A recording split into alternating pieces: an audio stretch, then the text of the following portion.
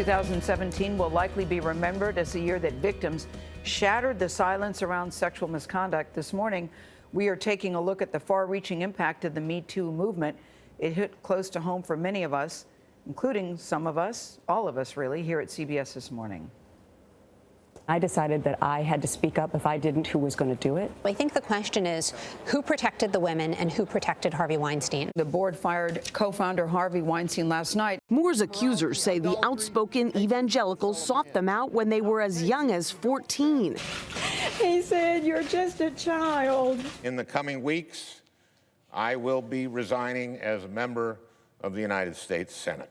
He grabs the back of my head and just sort of comes in and puts his lips right on mine and just sticks his tongue in my mouth. Batali says he's stepping away from it all following the allegations. Laura was let go 1 week after CBS News fired Charlie Rose. Women cannot achieve equality in the workplace or in society until there is a reckoning and a taking of responsibility.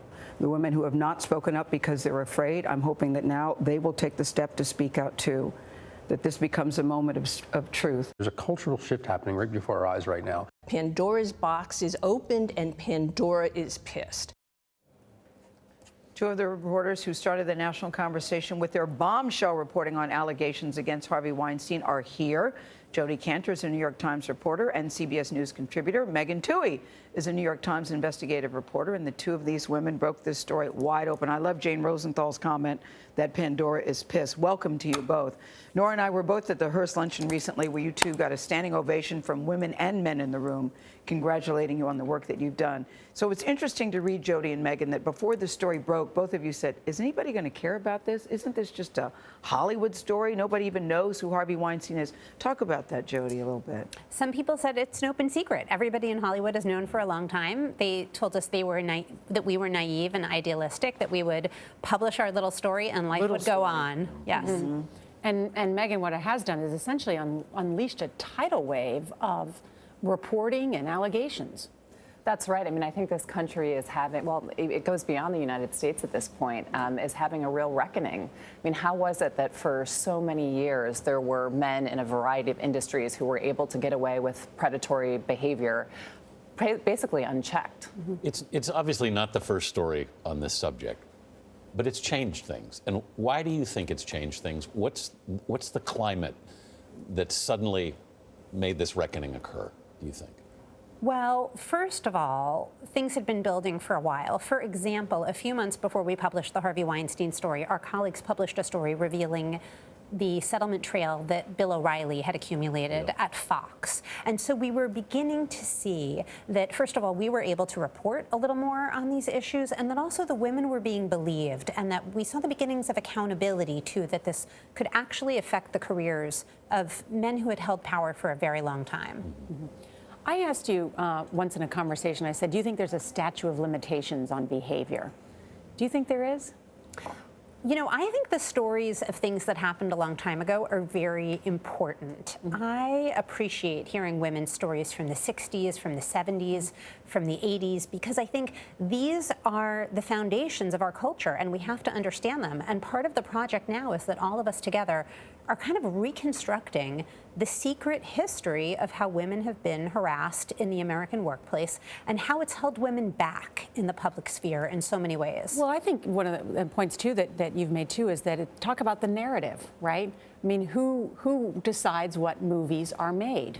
Who decides who's in those movies? I mean, and take that through every industry about who are the decision makers about who's included and who's excluded. Yeah, there was an interesting moment in this past year as this story continued to unfold when Bill O'Reilly was forced to step down following our colleagues', sensational reporting on all these settlements that he had paid out to women over the years.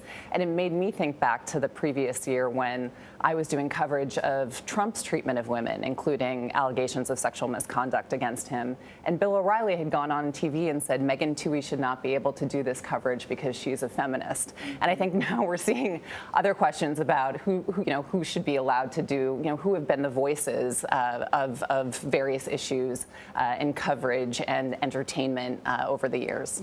Are you concerned at all? Because now I keep hearing from men and from women, too, about a potential Me Too backlash. To Norah's point about allegations that happened long ago, and that now a woman makes an accusation and almost immediately men are saying we don't get due process, we immediately get the death penalty, and that not all the allegations are the same. Some behavior is predatory and criminal, and some is just bad, jerky, bad behavior and inappropriate. What do you say about that, Megan? Are you concerned? Well, I think that's a great question, and I think, you know, rounding the corner into 2018, we're at a remarkable crossroads here. For the first time, I think, maybe ever, you have a culture in which women now feel comfortable stepping forward and making allegations, whereas in the past they felt like they would be the ones to suffer consequences to their careers and worse if they spoke out.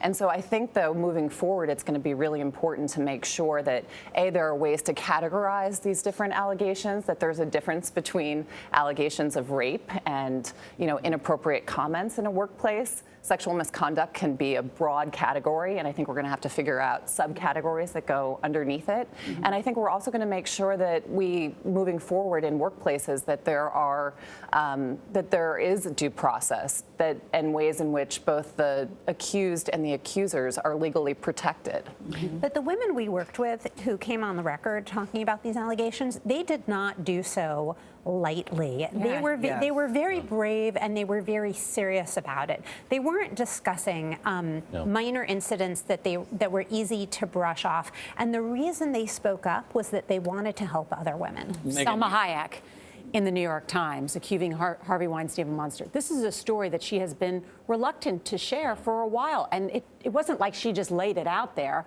It took some time convincing her to tell that story, right? Exactly. Exactly, and I think that it's been a rare case in which there was one or two women who came forward with an allegation and it stopped there. I mean, oftentimes what we've seen is that, you know, that the first or second allegation are then followed by multiple allegations. Megan, quickly, you mentioned the reporting on President Trump, allegations that are still out there, which he continues to deny. Where do you see this going? Yeah. Well, it's important to revisit the more than 10 women who came forward with allegations of sexual misconduct against Trump during the presidential race.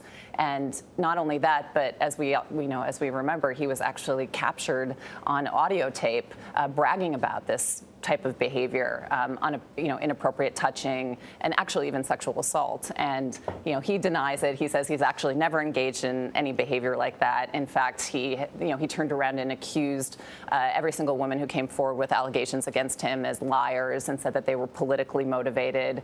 He threatened to sue the accusers. He threatened to sue me in the New York Times. And so I think it's a reminder of how, when allegations are made in a political context, I mean, that was one of the most polarizing races in modern political history, how sometimes the accusers can be framed as politically motivated. But this story is not going away. Those accusers are getting more attention now in the last couple months, and that story I don't think is going to go away. Megan Twohey, Jodi Kantor, thank you both very much. Thank you.